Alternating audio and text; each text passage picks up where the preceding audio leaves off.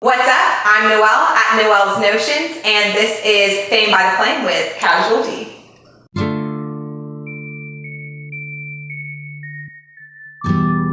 Casual D. Loving the name, first off. Thank you. Appreciate it. So, but your name does not reflect your business. You're not taking it casual. You've been hitting it hard. You've been putting out a lot of stuff since 2016, I believe, right? Yes. You want to tell us a little bit of how you fell into music? Oh, well, my uncle was a rapper. Oh, okay. He was like a pretty popular Bosnian rapper. Oh, cool. His name was Beba Duh. And then my mom used to show me his stuff a lot when I was little, and I just thought it was the coolest thing ever. And then I started writing my own rhymes in like middle school, and then I was like, you know, I think I'm gonna, or no, elementary school actually. Oh, okay. And I was like, I want to play an instrument. And then my parents got me a drum set. Fell out of love with that, and then started writing rhymes in like later elementary, like 6th grade. So I was kind of like writing and really into like, and I used to write a lot of like movie scripts and stuff, just random stuff. I was very creative. So you've always been like a creative writer type. Definitely. And you mentioned Bosnia. So did you grow up there or? I was born in Germany. Okay. I was born in Germany in 1997, and then we moved to America in 2001. So I pretty much grew up American. I lived in the Bay Area, and then I lived in Sacramento. And then most of my family's still in Europe, but I try to visit them when I can. Thank you for being in the USA. I know we appreciate you out here. So America. So, you know, you're talking about your influences early on, starting with your uncle and, you know, how that kind of got you into just, you know, being interested in music in general. What other influences did you have growing up or even now? Well, in my house, all we did was clean and listen to music. Okay. So my dad, AC/DC, Metallica, I see the Guns Motorhead, N' Roses. the Guns N' Roses. And then my mom, she loved like Depeche Mode, The Clash. So like really like soulful music and hardcore music from my dad. And then later on, I got into like grunge, like Nirvana and stuff like that. I really like Kurt Cobain. So the hard stuff. Yeah, just the hardcore stuff. That's why like my whole thing is rage. It's just about letting that energy out and just not letting it build up in you. You definitely have a like for some hardcore stuff. Is that the inspiration for your past album, All Hustle, No Luck? Definitely. Just the factor of just getting out all of that stuff you built up over a while, you know, writing it, recording it. It's just an amazing process. And then I just take a lot of like pride in just putting everything into the music. As outgoing as I may seem, I'm very introverted. So I don't really like going out and I don't like doing this stuff. So I kind of stay reserved. So music's kind of my outlet of letting all that energy out.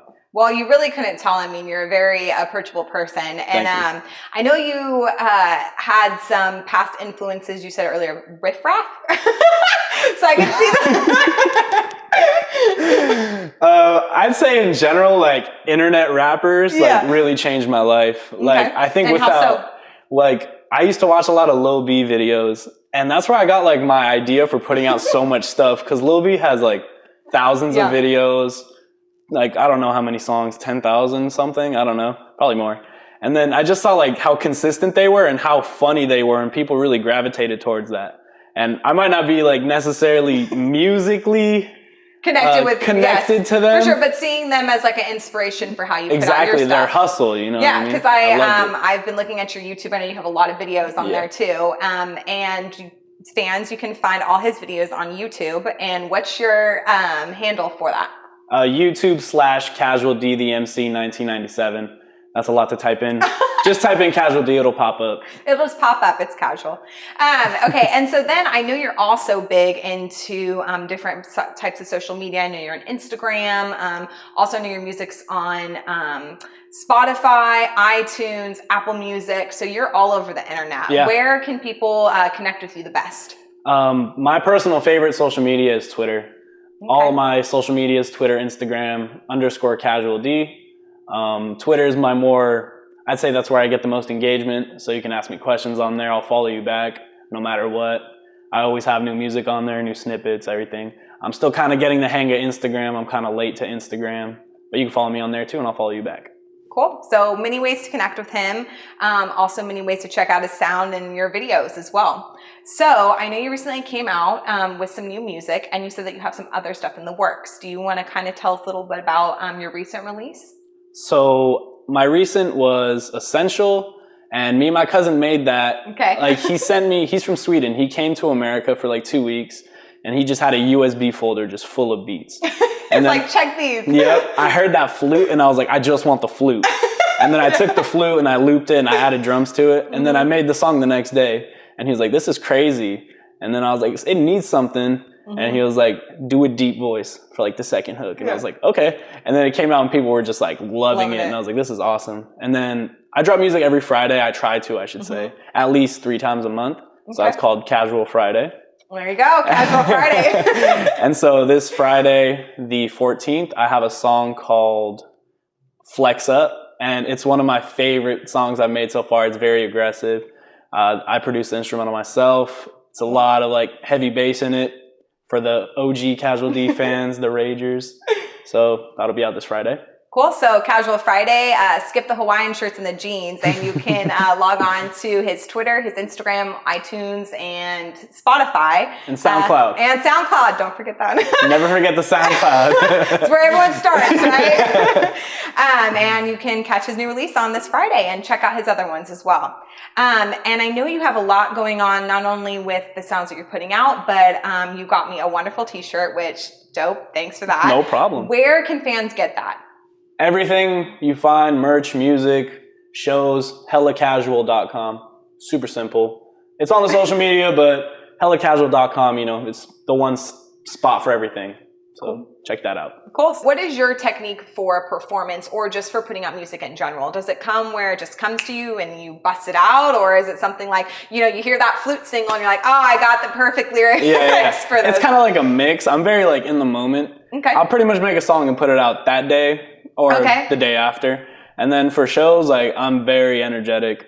So like I'm not very shy at all. I see a big crowd and I get excited. A lot of people get nervous and anxious, or like I get anxious, but I get anxious like positively. In a good way. Exactly. Because my mom used to make me do acting and stuff. Okay. So I love being. Thanks, Mom. Thank you, Mommy. I love being in front of people. So I love like attention. Okay. So, well, that's good for an artist. I thrive like off of just having people bounce off of my energy. You know? People screaming your name in the crowd definitely like makes you want to go on the stage instead of run from it. Exactly. So I am also very curious, why hip hop? So I know that, you know, there's so many avenues, and especially coming from a different country, you had a lot of other influences. What made you, you know, besides those earlier influences of hearing music on the radio or, you know, through your uncle rapping, why did you fall into hip hop? Basically YouTube. Like, okay. all I saw was rappers and their funny videos and their interviews. And I just thought it was like really cool how you can just put your voice on a beat. Like when it comes to recording rock or when it comes to recording like a folk or something, you need a real professional big studio. You need engineers, a whole band, you know, like 3 to 4 people minimum. And so like I saw like rap as my go-to for music. I can just write this down and I can put it on the microphone. I got like a cheap little microphone. I remember my dad got it for me. And then it was like from Radio Shack. And then in high school, I started like making songs. I didn't know how to mix it or anything, but I would still just put it out and I would just tell all my friends, I'd be like, listen. They'd be like, yeah, that's cool. Like, don't worry, another one's out Friday. You don't like that one. No, back in that day, I was putting out like 18 song albums and I had no idea what I was doing. I was putting out, you can't find it. You can't find it, no way. No way. Don't worry, we'll look for it. Do you have any pro tips for people out there who are looking to get into music production themselves? Sure. Stay minimal. Don't overdo it. Try to build your own sound, because I hear a lot of producers that are just going off of everything else and what's cool right now. And that's fun, but finding your own lane is like, it's a lot more beneficial. You'll have a lot more sales, first of all, if you want to sell beats. You'll have a lot more artists coming to you for instrumentals because your sound is so different. Everybody wants to be the next new person. So just find what you like and stick with it. Don't try to switch up for someone else. Well, awesome. I think a message of sticking to your character is one that everyone can definitely relate to. Can we look forward to any upcoming collaborations with any artist that, you know, has like your hip hop sound, but maybe with a little twist to it? Definitely. So I did a song with like one of my favorite rappers from SAC, and in general, Chewy, like very popular guy. I met him at a battle. My friend Scotty Bishop was battling. Shout out to Scotty. Shout out. Shameless plug. And then I met Chewy. I wanted to send him beats, and he liked a few. He used one, and then he gave me a verse, and I was like, "Thank you." Like, that means a lot. I totally like fanboyed. Yeah. Like internally though, I was cool. Like, that's cool. I was cool outside. And then me and Charlie Muscle have a song on the way. Also a very dope Sacramento MC. Cool. And when are those going to come out? My record with Chewy has been out. It's called Know the Rest, Spotify, Apple Music. And then I'm on his next album. And then my song with Charlie Muscle should be dropping in the summer. Cool. Okay, so we have that to look forward to in the summer, and then check out his past stuff, and then more to come for future collaborations. Of course. So who, if you could choose anybody that you'd want to collaborate with, no strings attached, who would it be? Minus, Riff Raff and Lil B. Okay. You got me. I would collab with Luke Bryan. Wow, okay. I'm a very big country artist. Wow, I never would have expected that with the Guns N' Roses t-shirt. I'm like a huge country fan. I love Luke Bryan and Jason Aldean and Blake Shelton. All right. Like, I follow their song structures a lot. Okay. So I want to work with Luke Bryan. And so what's alluring for their structures? And Luke, if you see this, email me. I just love how their songs flow so well. Like in rap, it's a lot of words in general in rap. In country, it's very slowed down. They have shorter verses, and the emphasis is on the hook. I feel like my music is definitely with the emphasis on the hook. Okay. My hooks are very, very much my strong suit. And so I'd say country, like the structure of country music has helped me with that. Okay. As in, they'll usually do a chorus and then a verse, the chorus and then a bridge, and then they'll do the chorus. So it flows very well. It's not like overbearing too. Definitely more of like a romance novel, almost like more unfolding and slow versus like a short story. Exactly. And I double time a lot when I rap. Okay. That means I rap pretty quick. So I feel like if I have such long verses, attention goes out the window. So I try to keep it short. That's why I love producing my own stuff too. Okay. You have so much say in the structure. You've not sound this in a dirty way, but you've gotten around Casual D. Let's just say that. Okay.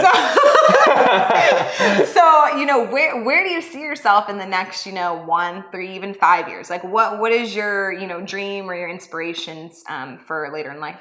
My dream is to really be a producer. Okay. I want to produce for other artists. I love rapping. But I just love entertainment in general. Like, I want to stick my foot into acting. Okay. I want to try to do stand-up comedy. Cool. I just want to be all around. Like, you just like the stage, I think is what I do. It is. I love performing. Like, I love performing. I love recording and being behind the scenes, but I love performing in front of people and entertaining people. Well, I definitely think that you can do whatever you set your mind to. I mean, obviously you've expanded not only your music, but the audience that you cater to. You've just started music in 2016? Yeah, right? I'd say I got serious around last year. Around last year, okay. In 2015, that was my last year of high school. And so I was kind of messing around and stuff, like trying to see if it would work. Yeah. And then people were telling me like, yeah, you're getting better. And then over time, I just kept practicing, and I was like, okay, people kind of like this. Yeah. And then I found how to kind of draw more people towards me. With going from, 0 to 100 back in 2016, where you just got serious, to now 2017, where you're, selling out shows, playing at Harlow's and Ace of Spades. What are your tips for how to, create a solid fan base, or how to, sell yourself through social media? Basically, in social media, I see a lot of the same stuff. Okay. I see people spamming their music. I was a spammer. I'm not going to lie. I was a spammer when I was younger and I was first starting. And I regret it because I lost a lot of potential fans. So basically in social media, you have to draw engagement. Okay. Social media, it's based off algorithms. So the more people are engaged with you on Facebook, the more your statuses are going to pop up. And if you so choose to promote your music on your Facebook, it will pop up more often. So artists out there, if you're watching, ask questions to your audience, whether or not you consider them fans right now. They're your friends and they'll see your stuff. Ask them a lot of questions. What did they do this weekend? Make sure you reply to everyone because it'll keep popping back up. Over time, once you see a lot of engagement, a lot of engagement can mean anything. It's subjective really, but ask people, hey, if I made a song, who would want to hear it? Like this status and I'll send it to you. And then they'll feel a connection to you. They'll say, oh, he really wants to know if people want to hear him. And then if they like it, you can send them their music and you can start building a repertoire like that. And then over time, you'll see it'll build up. And just don't spam. Don't be a spammer. Pro tip. So yeah, pro tip. Check. So you guys all should have 1 million plus fans after this video. Yeah. So in short, you know, for your social, basically it's no spamming. Make sure to follow and feel out the fans, connect with them, and just be really engaging on your social media. Cool. I think that's good tips for anyone, whether in music or not. Yeah, definitely just supporting the person that you are and the brand that you represent. Exactly. Well, thank you so much for coming on the show today. Thank you so much for having me. Oh, it's my pleasure. Again, this is Noelle at Noelle's Notions with Fame by the Flame and Casual D. Until next time.